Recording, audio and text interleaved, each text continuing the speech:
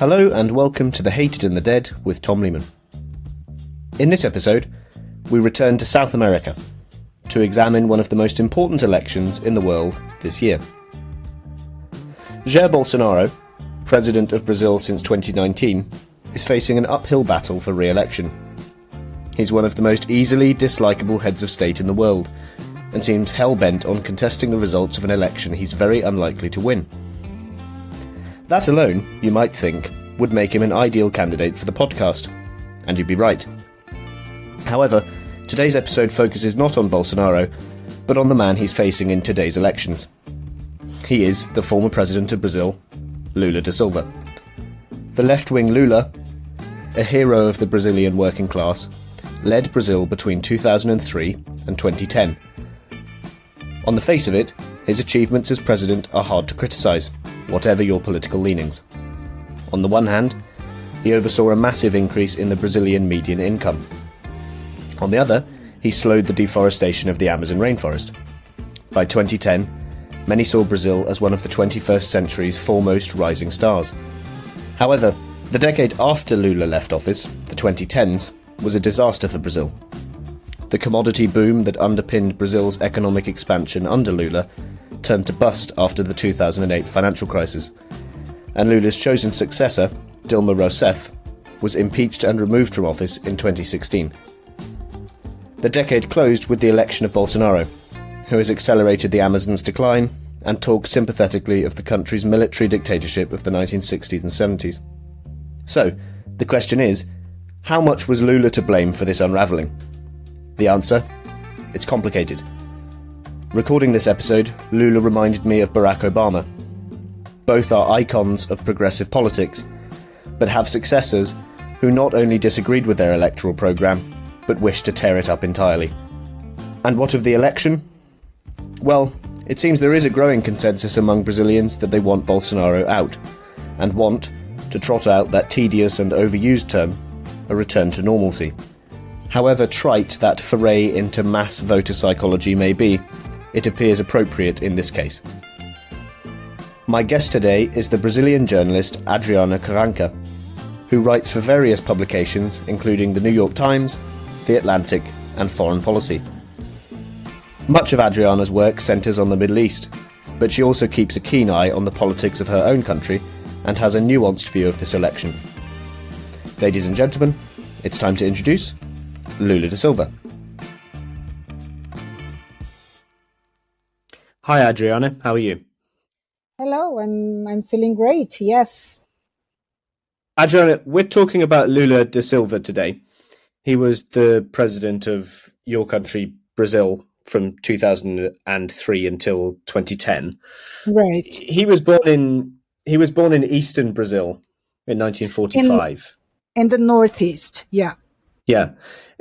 He's become known as being a sort of hero of the working class in Brazil. This, as I understand, reflects a difficult, poor upbringing on his own part. Can you tell us what you know about his sort of early life and how his life as a working class Brazilian has informed his politics? Right. Yeah, sure. He was born in October 27th, 1945 in Guaranhuns. Guaranhuns is one of the poorest places in Brazil. It is in the Northeast that as a region is the poorest region in Brazil and also with more African Brazilians.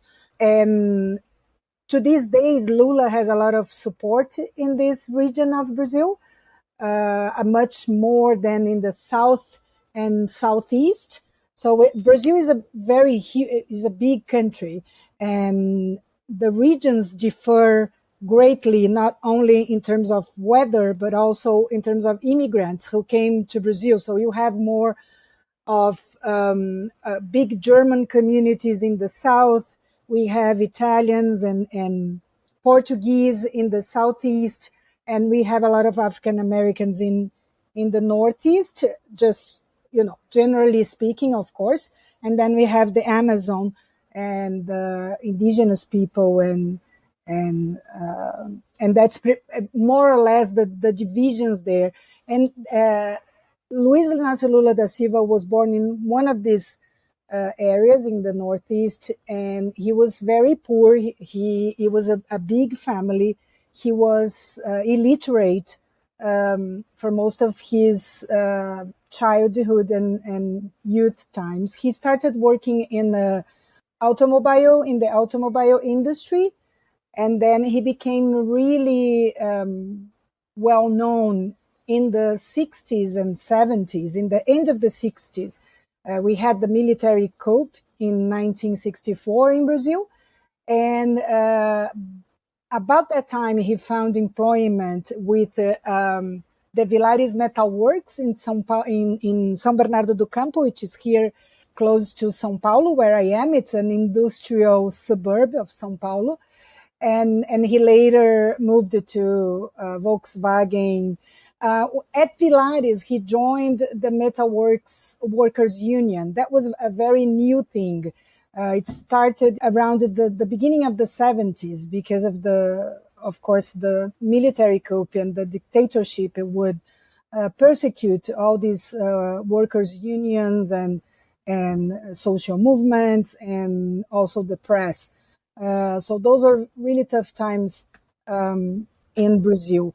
By I believe it's 72, if I'm not mistaken, he left the factory and then dedicated full time to the union, and he started his leadership in mobilizing workers against, for the owners and the capitalism, if I may say. Bringing he was brought to national attention as he launched a movement for wage increases in opposition to the military regime economic policies. The campaign was highlighted by a series of strikes, which he led in 1978 and 1980, and culminated with Lula's arrest and indictment for violations of the national security law, is still under the dictatorship, the military rule. It's interesting because in parallel to that, to the workers' movement, we had the student movement, which were in part led by Fernando Henrique Cardoso, who was the president for 2 terms before Lula. So when Fernando Henrique Cardoso was elected, and then when he passed the presidency to President Lula, we had the feeling in Brazil, Brazilians had the feeling that finally Brazil was on a path to development, more inclusion. Of course, before Lula's election in 2002, he was demonized by the financial market as a communist, but he changed a lot. He moved as a politician. He moved to the center, and that was what made his election possible. If I can just come in there to fill a couple of the gaps. Lula helped set up the Workers' Party in 1980. As you mentioned, this was still during the period of military dictatorship. This was obviously going on to a decade, the 1980s, which is associated in much of South America with neoliberalism, this idea of a small state for economic purposes. Can you describe what the 1980s was like economically in Brazil and why the Workers' Party became a kind of vehicle for a certain type of economic thinking?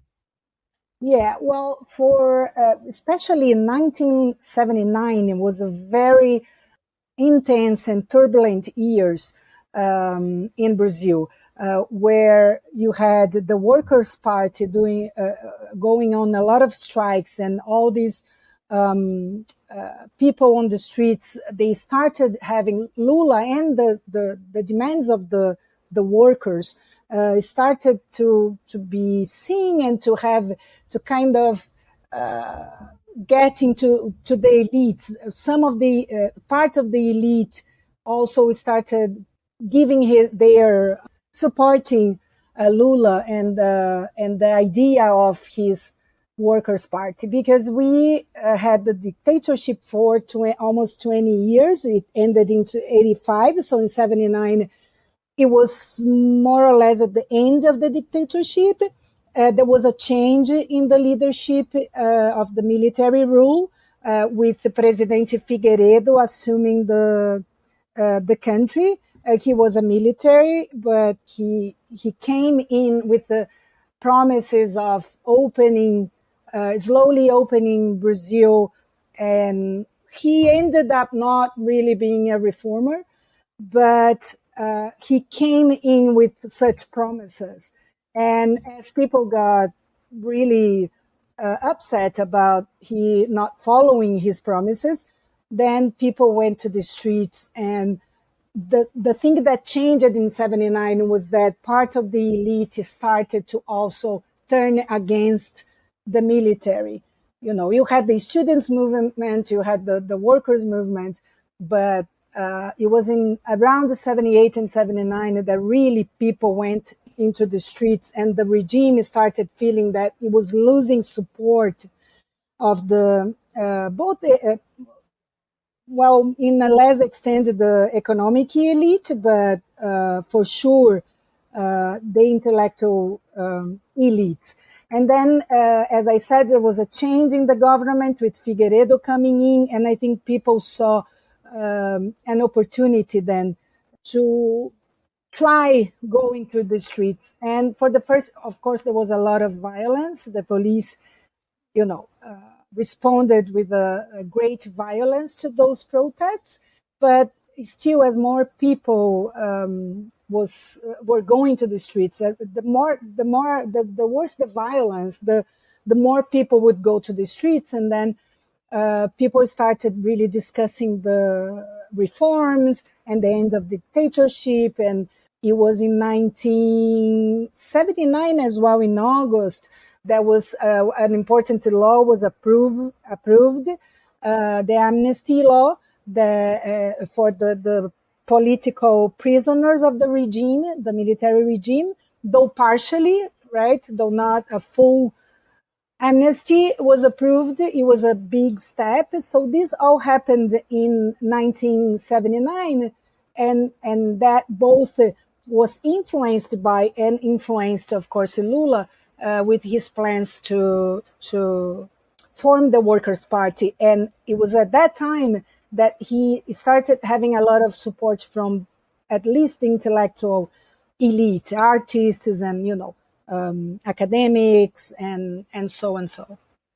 Then began really a long march towards the presidency, which ended in his victory in the presidential election in 2002. If you look at the 1990s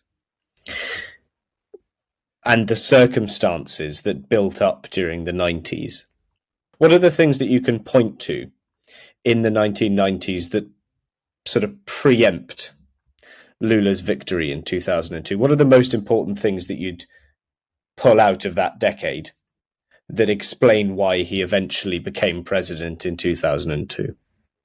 Right. Just to complete the question about the 80s, during this time of the dictatorship, the military regime in Brazil also had promises of developing Brazil. They would call it the Brazilian miracle. Of course, wasn't nothing like that. The press was not.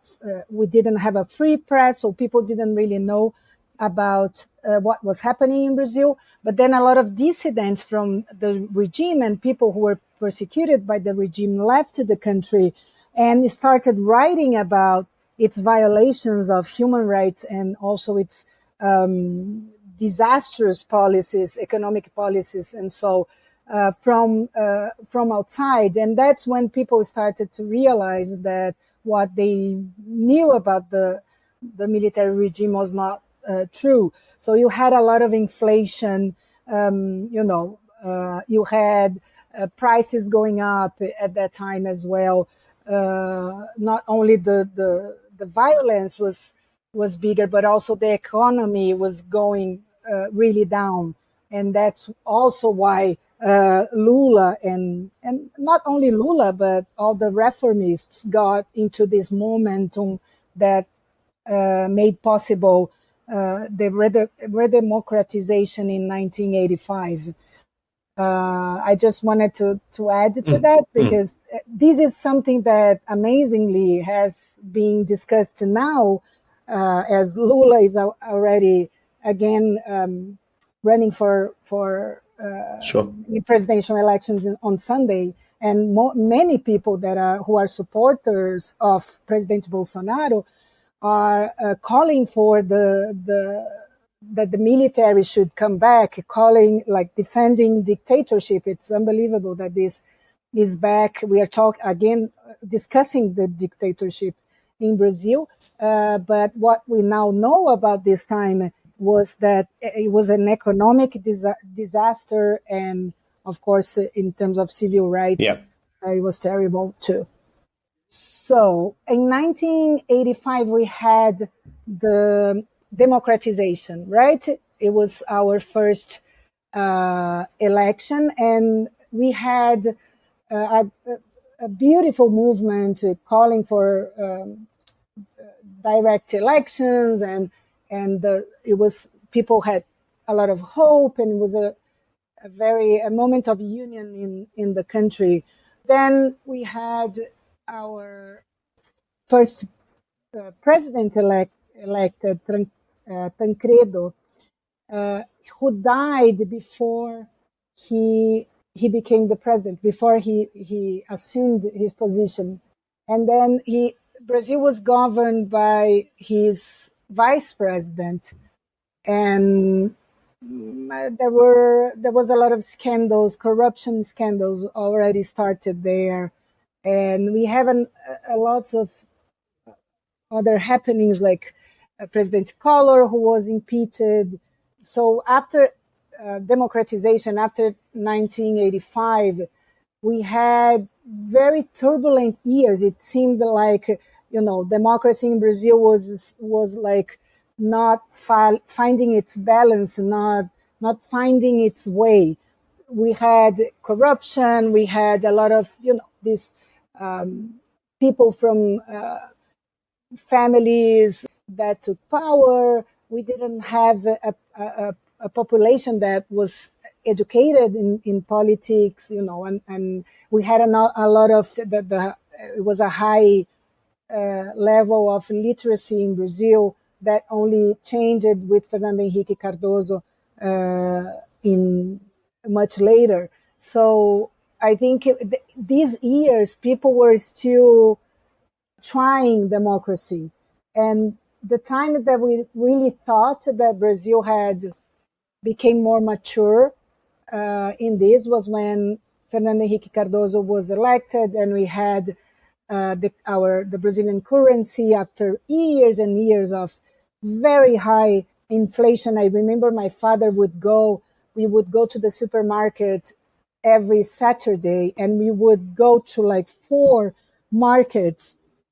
different markets to check the prices. And then my father would go back to those to buy certain things at each of the supermarkets. He would find the most cheap products, but he had to run because as he bought the groceries, the supermarket would be already changing the price. The inflation was absolutely crazy. And then came Fernando Henrique Cardoso, who was one of the leaders of the students' movement against the military regime. And the currency, the Brazilian real, was stabilized, and it was really a time of hope that made it possible Lula's election in 2002. And when he ran for president in 2002, he was largely running on a sort of left-wing program. We here make a joke that was the first time that Lula was wearing a suit. He changed his visual. His beard was not so big.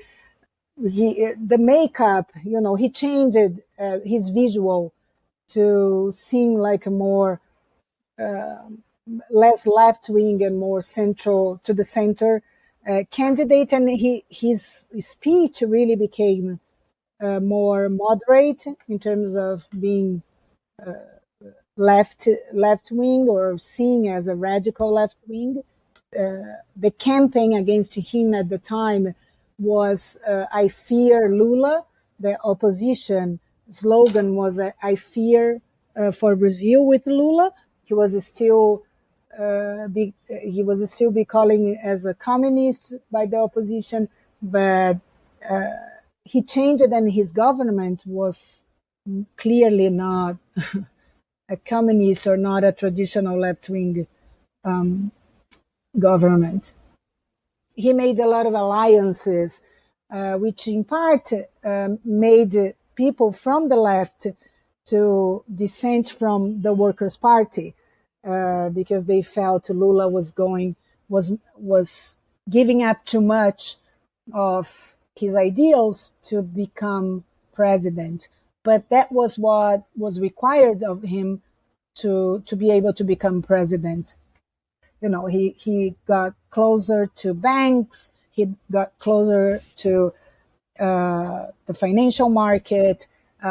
He got closer to the construction companies, perhaps too close, as one of the corruption scandals in Brazil was about the financial, the how construction companies financed the elections.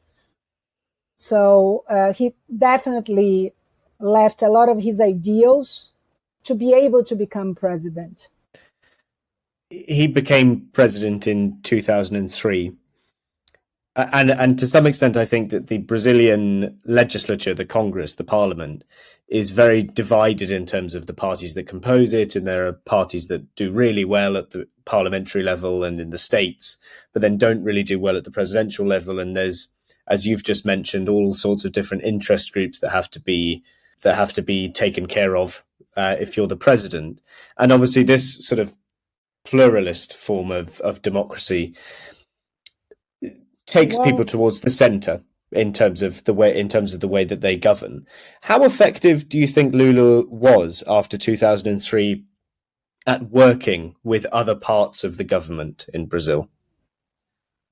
Well, Lula is clearly a brilliant politician in terms of, knowing how to build alliances. He became that good. I think he was part of his of what attracted people to him as a leader in the even before forming the Workers' Party. He's very charismatic, and he certainly knows how to build alliances. And I think he has learned a lot from the time he was a leader of the workers in the industrial suburbs of São Paulo. But the Brazil, when we say we have a very pluralistic system, it sounds positive, but in fact it's very negative because we have more than 30 parties, political parties. And of course, people cannot have that many different ideologies. So what happened in Brazil is that this fragmented Congress, as you said, what became of this Congress was that you had always two big parties, the Workers' Party and PSDB, which is now he is the vice president running with Lula, but it was this party was the party of Fernando Henrique Cardoso, and for a long time they were opponents. Those were the two bigger parties in Brazil. One seen as more to the center and right, and the other seen as more to the left, though Lula also moved to the center. And the other parties, generally speaking, were just selling support, all these years. That was what was involved in the huge scandal, the first corruption scandal during Lula's presidency, that there were elected politicians, elected representatives in the Congress that were charging Lula's government to approve laws that would benefit his government or would facilitate, his policies, the implementation of his policies, and that's pretty much what has been, Jair Bolsonaro, who is the current president, he's a surprise, much as Trump. He's a product of social media and fake news in our times, and we're caught by surprise with that, which allowed Bolsonaro to be elected president. But the real evil, I would say, of Brazilian politics is the what we call the big center, those parties that simply sell their support to one or another contestants in charge of, in exchange of either money, bribes, or positions, in government enterprises or the government bank, or positions in the government itself, like ministers. This is shame. It's a shame, but this is very well known in Brazil, and it has been like this for many, many years. And I think this time, if Lula really gets that second chance that is unprecedented in Brazil, I think people really hope that he will make it that all very transparent. He has nothing else to lose. If we look at some of his successes from his first term in office, one of the things that's always attributed to him as a success is his social policy, his ability or his record on redistribution of wealth within Brazil. For instance, I was reading this afternoon that the real increase in the minimum wage in Brazil, there was a real increase of 128% between 1996 and 2018. Now, obviously, Lula wasn't president for the entirety of that time, or even a majority of that time. But this is one of the things that's often viewed as a success of his. Did you, Adriana, as a Brazilian, was it obvious during his time in power that this particular element of economic policy, of making Brazil more equitable, do you think it bore noticeable results?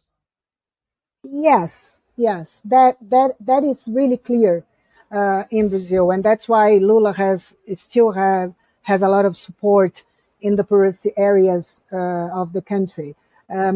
His biggest policy was Bolsa Família. I translate. It's a cash transfer policy conditional to kids being at school and also going to having health assistance.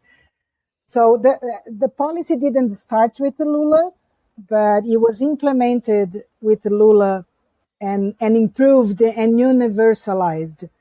So Bolsa Família would pay families who were above the poverty line a certain amount per month, but this was conditional to taking children out of the streets, and putting them at school. He would, if he left school for some reason, the payments could be contested. He also had another program in healthcare, which was called Family Health, and was mostly done by volunteers in the favelas of Brazil and the poorest areas of Brazil, who were trained, and they would visit these families and houses in Brazil to make sure people were healthy. And then if they found any kind of disease or even, people who were facing challenges like hunger or alcohol consumption, they would conduct this family, help them to find help within the government. So those two policies really made changes in Brazil. They really, for the first 4 terms of Lula, though he was criticized by it because you were giving money every month to poor families, which people saw as buying votes. Nevertheless, this was a very celebrated policy in many other countries, tested and celebrated as successful, and here in Brazil as well. As a reporter, I did a lot of stories about families, and not only how they managed to get out of extreme poverty in Brazil, but also how this money could improve the local economy, very small economy in very poor countries. This money would make a difference. So small businesses were opened in very poor areas, a lot of this. And another policy that changed, that was celebrated by mostly the poor people in Brazil, was the access to education to university. Not basic education, but to university. Basic education was universalized before Lula, but he maintained that and also made policies that allowed people to get into universities. A lot of universities in Brazil are private, and these universities had to give scholarships to a certain number of people coming from, Afro-American and poor communities. So this was changed a lot. Not enough, of course. Brazil is a huge country, but there was a really clear change in the way people saw Brazil, and in fact that made the economic and the financial elites very kind of scared, because it was also a matter of being proud of being who they were. I think President Barack Obama in the U.S. had the same effect. I remember interviewing an immigrant, a young black immigrant from the Bronx in New York, and he was saying how after Obama, the Obama effect for him was the proud that they felt about being black, being even, with where they came from. And you can really feel that in Brazil, in the favelas especially. There was a very huge movement, not only because of Lula, indirect effect of Lula's policies, but the hope that came with the fact that someone from the Northeast, from a very poor family, made it to the presidency. That had a very positive effect in people's mind in the favelas. On the other hand, though, there have obviously been these allegations of corruption, and you mentioned some of them linked to sort of pork barrel politics, what we'd call in Britain and America pork barrel politics, this idea of buying support. In fact, Lula actually went to jail after he'd been president for sort of corruption convictions, although I think the authorities have now decided that the judge he had was sort of biased against him. But just in general, whether it's commenting on the pork barrel politics or some of the other things that have been levied against Lula, how valid and true do you think the allegations of corruption are? And do you think that you can actually link them to him rather than just the state that he built up? How guilty is Lula himself of a lot of this stuff? That's a tough question, right? I'm not a judge, but what I can tell you is that corruption in Brazil is widespread, and I cannot see at this time, any politician becoming president without having to be part of such schemes. Yeah. That's what we call here as the Brazilian way in politics. And the Brazilian way in politics is that the rich people, mostly construction companies that can then get really profitable contracts with the government later, finance the elections, and then they will, of course, charge that support later in contracts with the government. So that's very clear. What we call here caixa dois, the money that we cannot see, that is not registered as direct support to the candidates. People here in Brazil, it drives me crazy even because people seem to accept that as something that cannot be changed. So yeah, to answer your question, I think no politician in the past decades could have been president without being somehow part of it. The other thing that's definitely dampened Lula's reputation is that the 2010s, the last full decade that we've lived through, was not a successful one for Brazil, either economically or politically. Right. Growth slowed, and also Dilma Rousseff, who had been Lula's chief of staff when he was president, he left office in 2010, succeeded him as president. For people listening, can you give an overview of why Rousseff's presidency is probably regarded as one of the least successful in Brazil's history? This is a person, a lady who has come in for almost universal criticism since she left office. Why? Well, Lula was benefited by the high prices of commodities during his presidency. So yes, he didn't go really wrong with the economy, but it's also true that he was benefited by the high prices of commodities that Brazil exports. That was not the case during Dilma's government. That's one thing. So Brazil, the economy was going down. That's true. Maybe her policies to try to change something or avoid such a recession were not very successful. That's one thing. The other thing is that she was a very technocrat. She's not a politician. I think Dilma, perhaps because she's not a politician, she's very, I think she's very honest. She had her life scrutinized, investigated, and nothing was found in terms of corruption against her.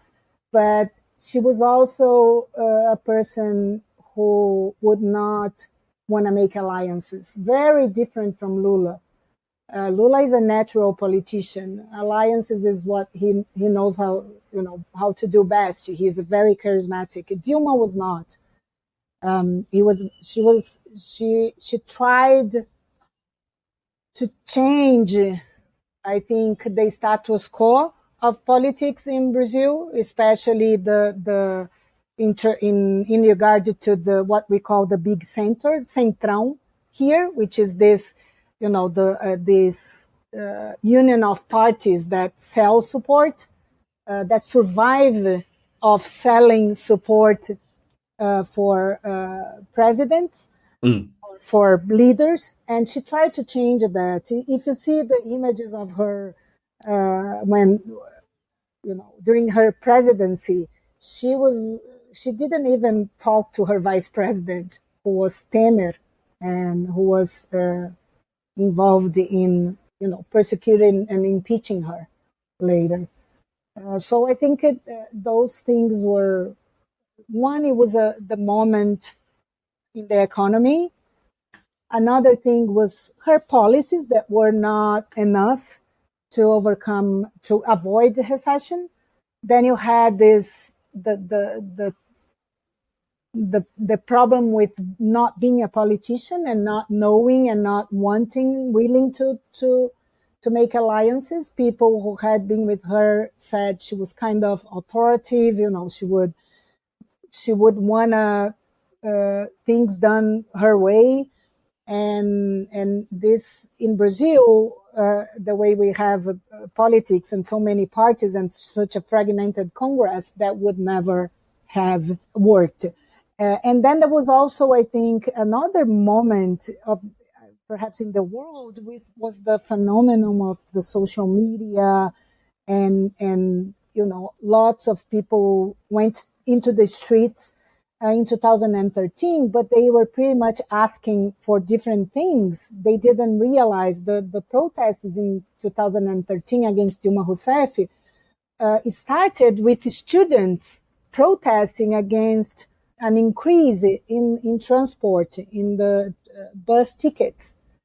That's how it started. And then the right wing, people orbiting around Bolsonaro now, saw that moment and used that in their own benefit. So you had clearly two groups going into the streets in 2013. One were the poor people who were asking for, who were being hurt by the economy, of course, and the other were kind of right wing or economic and financial elites who didn't want a left-wing government anymore, and they caught that moment, and now we have Bolsonaro. The Workers' Party, of which Lula and Dilma Rousseff represented, were in power from 2002 until 2018. Brazil now has Jair Bolsonaro in charge, the right-wing president that's currently up for re-election. If we talk about Bolsonaro for a second, he's a very extreme reaction against the Workers' Party. It's not as if the Workers' Party's time in power was followed or has been followed by a moderate who sort of accepted some of what the Workers' Party had done, but then changed other things. Bolsonaro has tried to get rid of everything. He's tried to rip up all of what the Workers' Party has done. And that suggests a real dissatisfaction with the program of the Workers' Party and with the leftism of the Workers' Party. And by extension, a dissatisfaction with Lula, especially on things like crime. Right. I mean, ultimately, it shows that Lula hasn't really managed to unite Brazil around his program. It's a very polarized country. Do you see Bolsonaro as a reaction against Lula's policies? Do you think that this is something that really goes in the negative column against Lula? It's a bit like, for instance, lots of people love Obama in the United States, but ultimately he was followed by Donald Trump. Part of his legacy inherently is Trump. Do you think that some of Lula's legacy is Bolsonaro? Yes, of course. Part of the fault is as the Workers' Party has some responsibility, if not a lot, responsibility for Bolsonaro. It depends. The reason depends on who you talk to in Brazil. So if you talk to people who are poor, of course, with the economy going down during Dilma Rousseff and the violence increasing greatly in Brazil, those people also felt hurt. Some felt betrayed by the Workers' Party. And on top of that, you had one corruption scandal after another, and people were just exhausted. They were just really, really tired. If you talk to people who are from, the middle class, higher classes, they never liked Lula. They never accepted that a illiterate, poor leader of the workers would become president. Brazil is a very highly unequal country. We have different treatments according to your status. So rich people go to private schools, including the children of the politicians. The politicians, if they need health assistance, they will go to this private hospitals who are really, really expensive. And that's not the case with the poor people. So the elite never wanted to lose their status quo. and that's why they didn't like Lula, because in a way you had more people during the time of his government, very poor people coming to the middle class, and this made the elites very uncomfortable. But it's also true that the poor were, the policies that were implemented by the Workers' Party during Lula and Dilma were not enough to change their lives. And then the corruption scandals, and then the fake news, and the phenomenon, that was really beginning in 2013 of massive fake news campaign reaching all all houses, all mobiles in Brazil. That all made Bolsonaro possible. Bolsonaro is not a new thing. He hasn't brought anything new to the government. He is, his policies are policies, very old policies that have been tested and were unsuccessful during the military regime. He has militarized the government. He has put, his vice president is a military. All his ministers, many of his ministers are people who were craving to go back to power and hate the Workers' Party. I think what you're describing as Bolsonaro's election is a sort of perfect storm. Exactly. If we think about the election that's going on now, Lula is running to be president again. He's running to prevent the re-election of Jair Bolsonaro. The election is this Sunday. Just for people listening, we're recording on Wednesday, the 28th of September. If we look at Brazil's elections, obviously there's two rounds to these elections. Lula is leading virtually every poll, and it's conceivable that he will win on the first ballot, which is Sunday, the 2nd of October, assuming that he gets enough votes. What is Lula sort of campaigning on this time, rather than what he was campaigning on in 2002 and 2006? What are his main? What's his main platform? Well, this time the election is about saving democracy, and that's pretty much Lula's platform.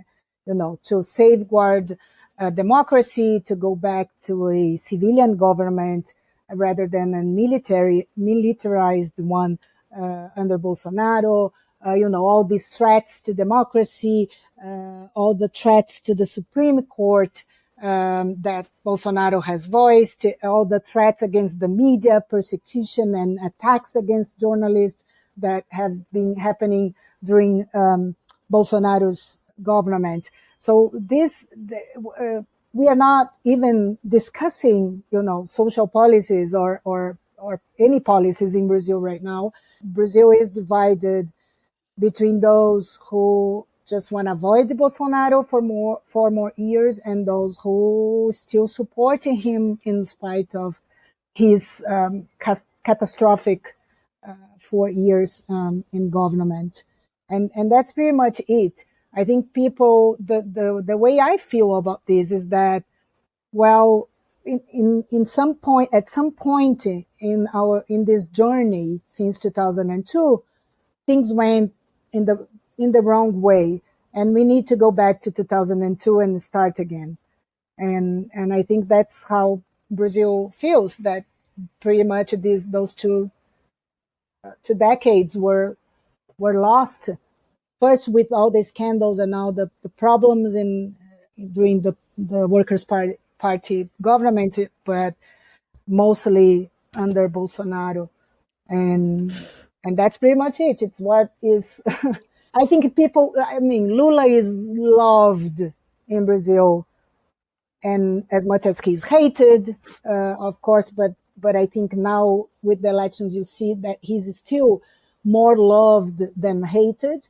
He has been in prison. Many people see this as very unjust. Not the judge who persecuted and put Lula in jail was later a justice minister for Bolsonaro. So it was clear that in spite of if we don't discuss the accusations or whatever is real or not, the Lava Jato thing was later demoralized by the fact that the judge was highly involved with the opposition and became Bolsonaro's minister.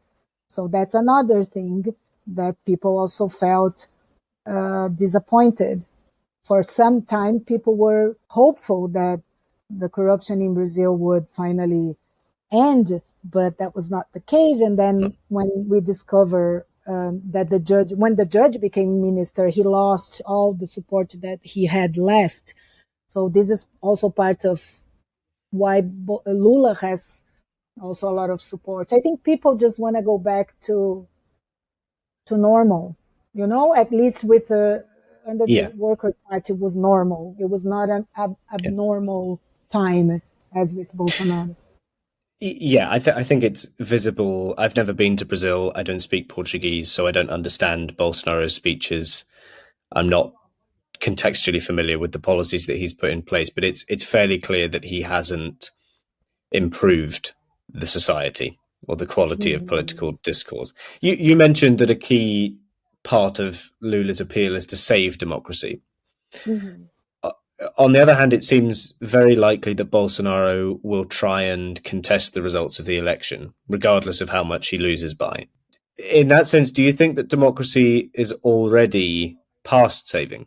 I mean, it's already broken, isn't it? If Bolsonaro if half the country, or approaching half the country, doesn't accept Lula as president, democracy is already on very thin ice, isn't it? No, Bolsonaro doesn't have that much support. He has now like some 30%, which for me it's unexplainable. 30% is a lot, but it is a lot. Yeah. It's not more than that. What is very sad is that in case of a coup, what we need the military to be against it, or the police, and both are very linked to Bolsonaro. Bolsonaro has for many years, he is a military himself. He has for many years defended, the police and the militias, even the militias in Rio, who are mostly formed by former policemen who went on the streets, who now control basically Rio de Janeiro and are spreading to other places. He has openly defended those militias. So, and the brutality of the police in Brazil, all the violence and the occupation of poor areas. Brazil has always been violent in these places because of drugs mostly. But under Bolsonaro, it became unbearable. And if he tries a coup, he has the military in the government and he has the police. He has a lot of supporting the police. So we don't know what would happen. He would certainly not have the support of the majority in Brazil, not even close to that. Adriana, you sound very disaffected with Bolsonaro, but you also sound more skeptical than other Brazilians I've spoken to about Lula as well. You sound suspicious of whether Lula can actually succeed as president. You mentioned, for instance, the commodity boom. Obviously, we now know that the revenues that the Brazilian government accrued in the 2000s to fund its social programs were built on global commodity prices. Those fell, and they could well fall again. What do you think, past the obviously very serious issues with maintaining Brazilian democracy, do you think that Lula can deliver any sort of success in the social realm?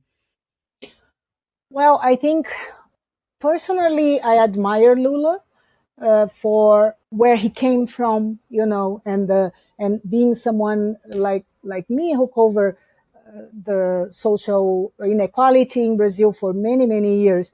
I saw the changes, the real changes in social movements, in the proudness that people felt, an unprecedented feeling in the favelas, and I think it still it is the best we have. The problem in Brazil is that even Lula cannot do much without the Congress, and we are not going to change this Congress without a political reform. So if there is one thing that I regret, perhaps from Lula's time, was he didn't go on with the political reform. He had 80% support at the end of his first term. I think he was a very good president in his first 4 years, but he was not perhaps not brave enough or perhaps too involved to make the real changes that can bring democracy to Brazil in the long term. The second term of Lula, he needed so many alliances to govern, but Lula is now the best we have, or the only thing that we have left. That another criticism that I have against the Workers' Party, Lula is a really charismatic politician, really good in politics, in the practice of politics, and but he never made a successor.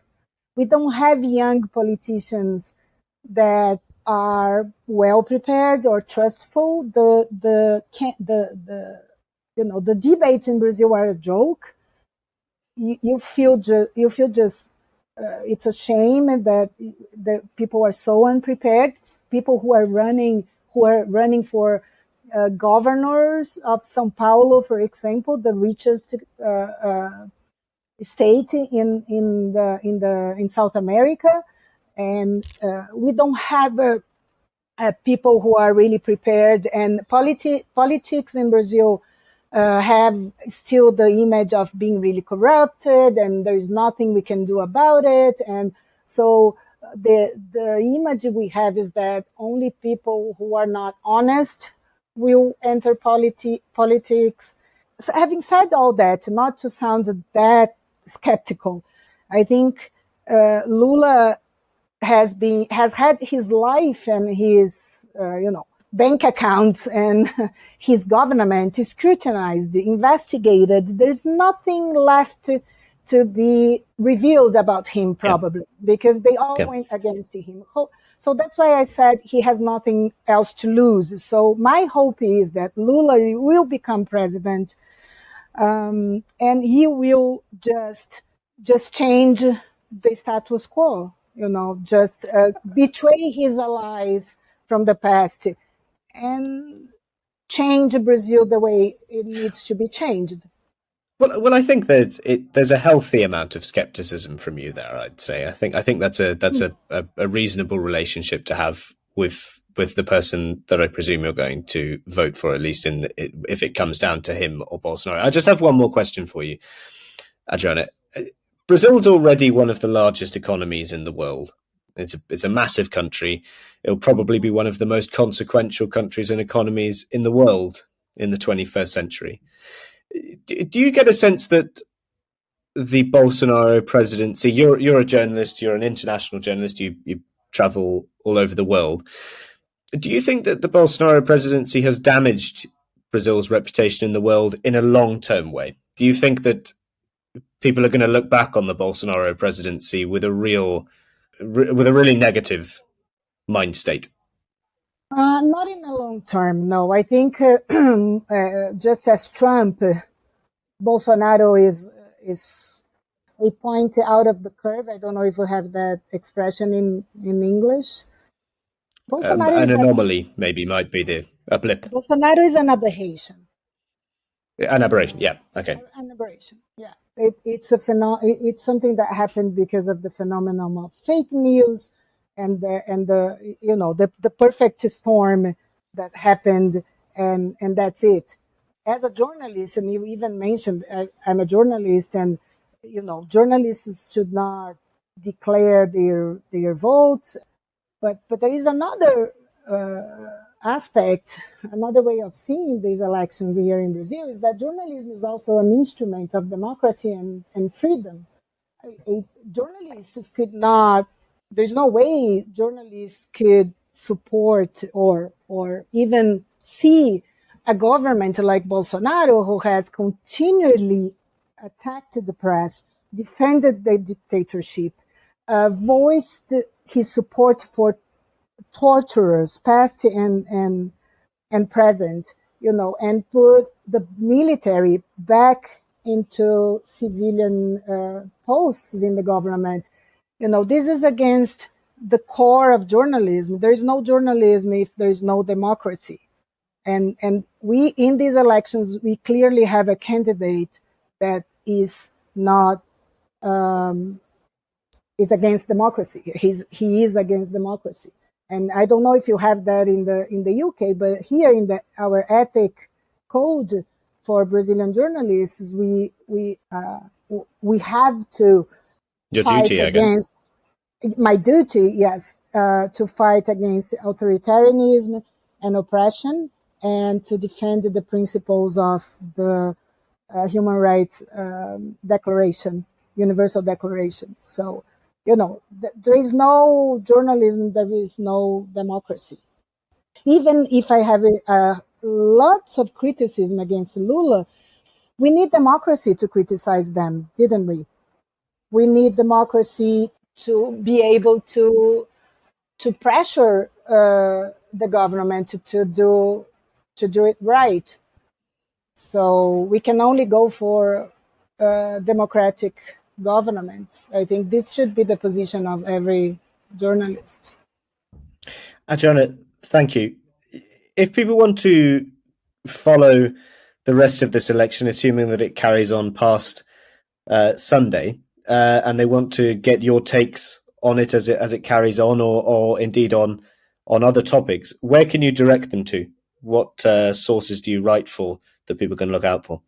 Well, I'm currently dedicating my full time to writing a book, but you can follow me on Twitter and on Instagram, whatever social media, at Adriana Carranca, which is my name and surname, especially on Twitter. Adriana, thank you very much. Thank you. Thank you for listening to The Hated and the Dead. If you've enjoyed this podcast, follow it on Spotify and Apple Podcasts, and, for good measure, leave us a review. You can also follow The Hated and the Dead on Twitter, Instagram, and Facebook, so you never miss new content.